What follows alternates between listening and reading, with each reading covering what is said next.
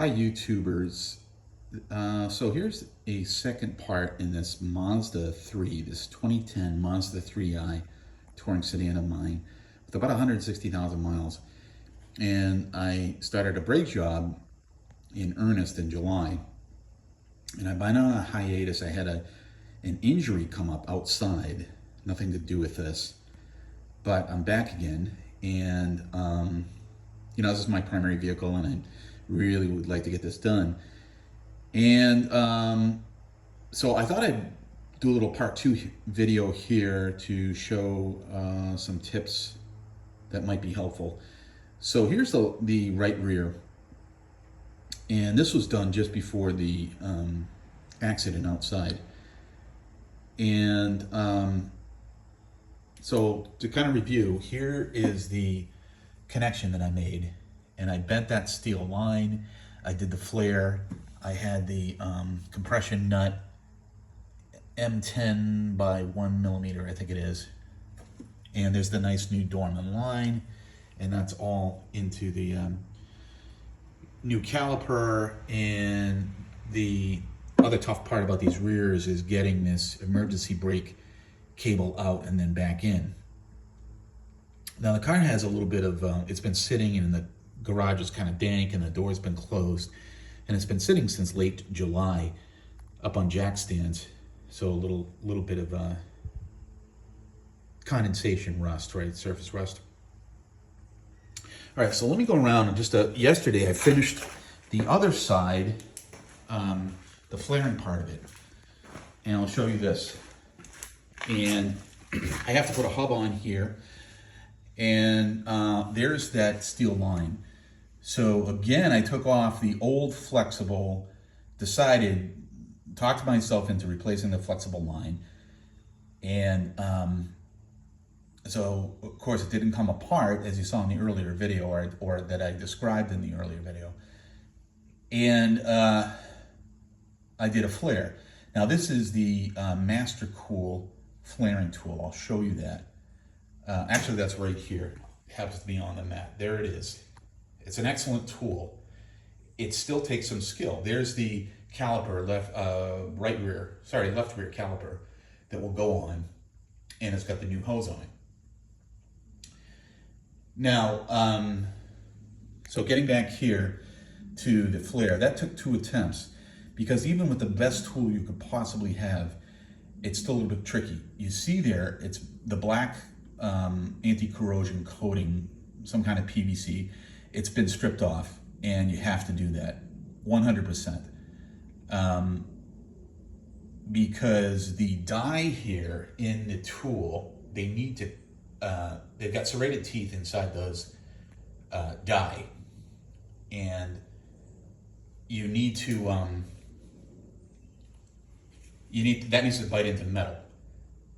Furthermore, another tip is, even with the best tool that you could possibly have, a mechanic's professional tool, a hydraulic tool, I will tell you, you will probably have to, not only do you have to strip off to get the bare metal to cinch those die down to hold that tube in place and tighten it down as much as you can, you also will probably find that you have to heat it first, heat the end of that with a propane torch. I wouldn't use MAP gas, it's too hot.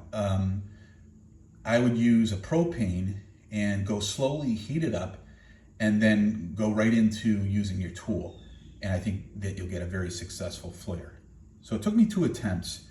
I didn't heat it the first attempt, and also I had too much of the black coating on and the die actually slipped. If you have that black coating on, what happens is you think you're biting into the line, but it will actually, the die will actually slip back away from you along that black coating, and the line will slip away from you rather as you're pushing the mandrel or the punches into the brake line. And you won't get a flare, and it'll be frustrating. So you really got to strip it back. I would recommend heating it. I used, I bought a Benzomatic trigger start torch, and I recommend getting an adjustable flame so you can really turn the flame down. So it's not just the cheaper Benzomatic, which is blow mode only, blow torch only. It's like for a plumber. You really want to get the adjustable flame so you can dial it way down. Okay, so let's go to the front. Now, one thing I did do while I'm back here is I put that caliper on, put it on a jack stand, hung it on a jack stand here, and I, after getting a successful flare, I made sure I checked it. So I checked both sides here, even though I have not hung the caliper, because we got a hub to do. I tightened the line, that flexible line on the caliper, hung the caliper here on this jack stand, and of course the other side is all installed in place. And what I did was I pressurized the system. I'll show you up front that I have a Motive brake bleeder. One person, and I connected that up to the master cylinder reservoir, pressurized the system, and that's when I found out that the first flare was garbled. I could see it was distorted, and I thought, is it good enough? Will the tightness and the compression on the first attempt at that left rear, will that be enough? And by pressurizing, I found out, no, it's leaking out, even though it was all tightened down, so it's fucked up. So I did the second attempt, and this confirmed to me that even though that line is not bent back in place, I don't have to go through bending it back in place just to test it. And I found out with this pressurizing that, yeah, it's in great shape. It's perfect. All right. So that's a tip for you to, before you bend the metal line back in place, like I had done with the right rear, the first, the complete side with the brake on it. Before you bend that back in place, I would recommend pressurizing the system to test it. All right, so that's done, and that'll just need some bending back in place.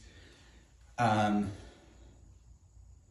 gonna have somebody help me because of the injury thing. I gotta keep weight off one arm, and we'll get a hub on there and finish that up.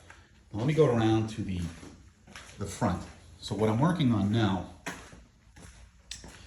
is the front side, front right side.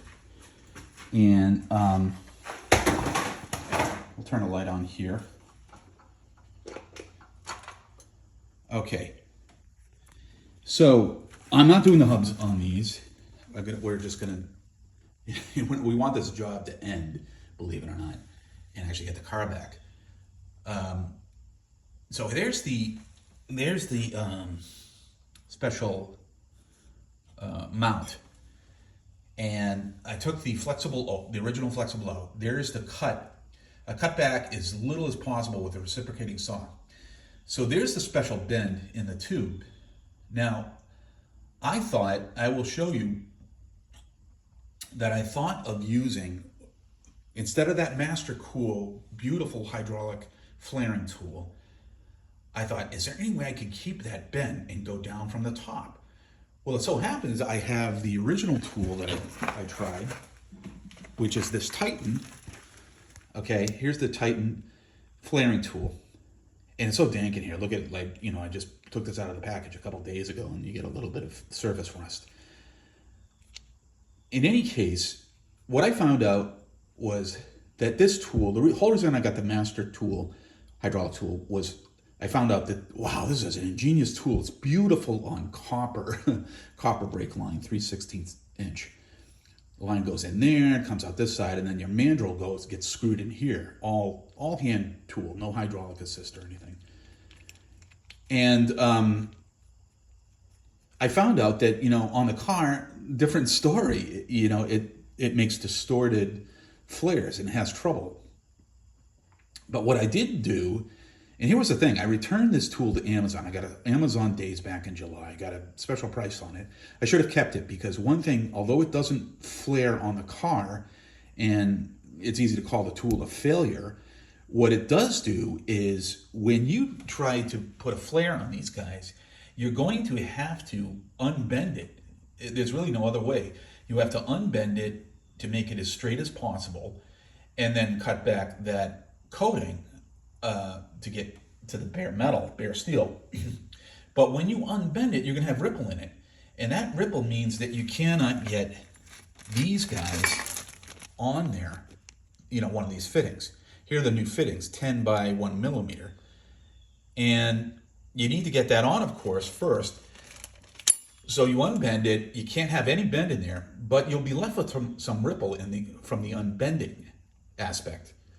And what you can do is you're going to find, oh, it's getting hung up, the fitting, it's not going on far enough such that I can strip off the end of the tube and have it ready for my Master Cool hydraulic flaring tool.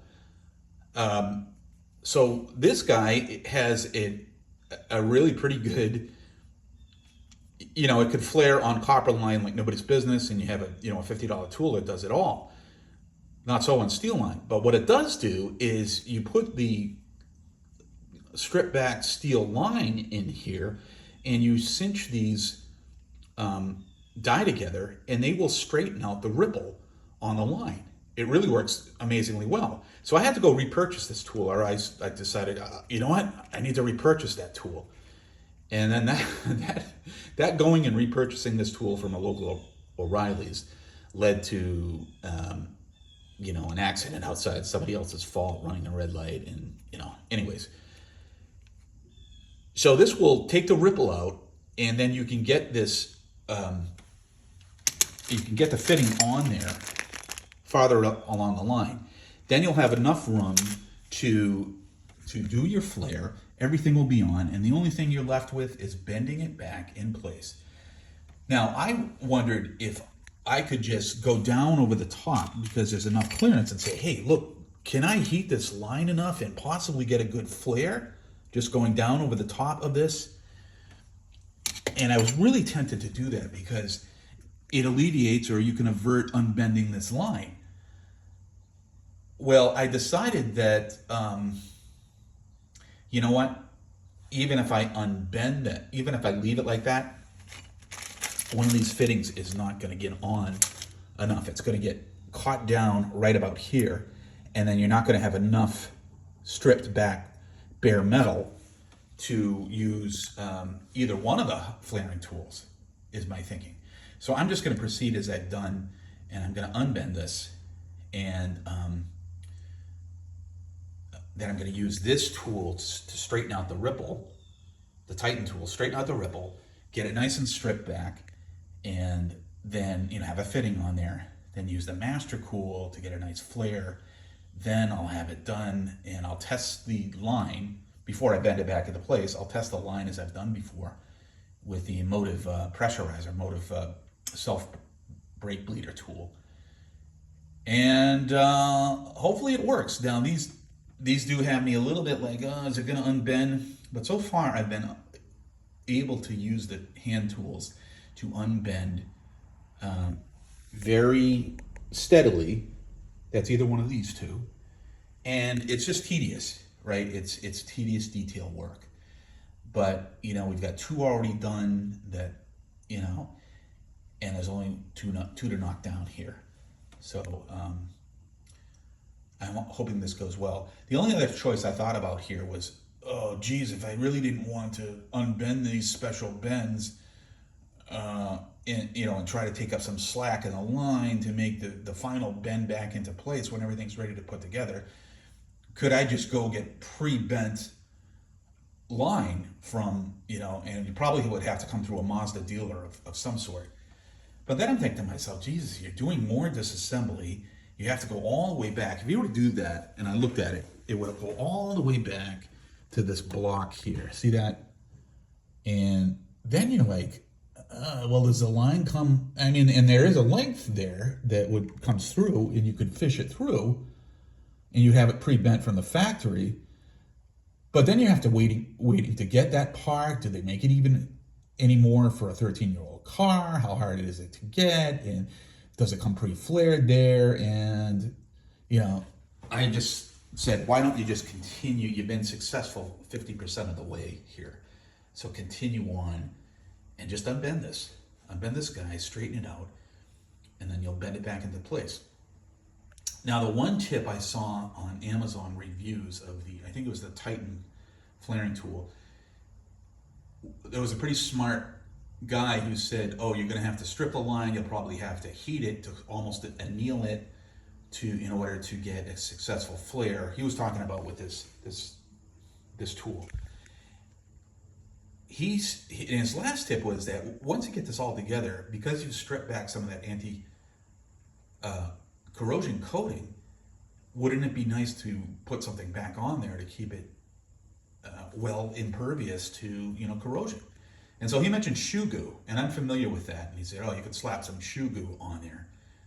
So I thought that was a pretty good idea, like shoe goo, or maybe Flex Seals, one of these, like Ronco cells. I'm dating myself here with an obscure reference, but Ronco was like an old 70s and 80s sell shit on TV commercials, and it was mail art. It was like pre-internet, and it was always like $29.95. It had some super catchy price. And anyways, I've seen this Flex Seal stuff advertised in that way on the internet, and it's available at Walmart.